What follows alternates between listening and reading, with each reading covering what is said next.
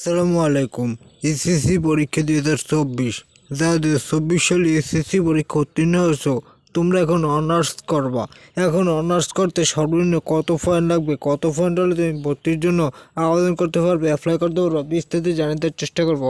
তা আজকে খুবই গুরুত্বপূর্ণ সম্পূর্ণ দেখে যাও।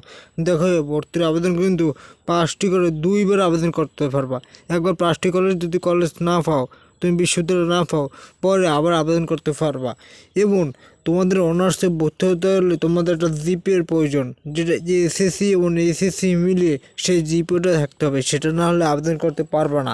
যাদের পয়েন্ট কম তারা কীভাবে ভালো একটা কলেজ পাবা, সেই টেকনিকটা আমি ভিডিওর শেষে শিখিয়ে দেবো। তাই ভিডিও আপনারা সম্পূর্ণ দেখো ভাইয়া, তাদের পয়েন্ট কম। যেমন জাতীয় বিশ্ববিদ্যালয়ে পড়তে হলে, যে কোনো জাতীয় বিশ্ববিদ্যালয়ে তুমি যদি ব্যবসা বিভাগে হও বা বিজ্ঞান বিভাগ হও, তোমার পয়েন্ট লাগবে 7 পয়েন্ট।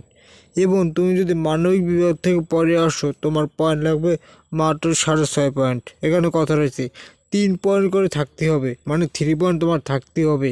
এসএসসিতে 3 পয়েন্ট এবং এসএসসিতে 3 পয়েন্ট থাকতে হবে। দুইটা মিলে যদি 7 পয়েন্ট থাকে, যেমন 3.50 থাকতে পারে, 3.50 থাকতে পারে 7 পয়েন্ট, কিন্তু সর্বনিম্ন 3 পয়েন্ট থাকতে হবে। তোমার এসএসসিতে 3 পয়েন্ট এবং তুমি এসএসসিতে পেয়েছো 4 পয়েন্ট, 7 হয়ে যাবে। কিন্তু তোমার 3 পয়েন্ট থাকতে হবে, সেটা মানবিক বিজ্ঞান যে শাখায় তুমি হও না কেন, 3 পয়েন্ট থাকতেই হবে। আসতে পারছি। এখন বলো ভাইয়া, দেখো তুমি কি কলেজ পাবো না? দেখো পাওয়া, কারণ তোমরা যে সকল শিক্ষার্থী পাস করছো তার চেয়ে অনেক অনেক সিট খালি রয়েছে। এগুলো নেবে কবে? পরে।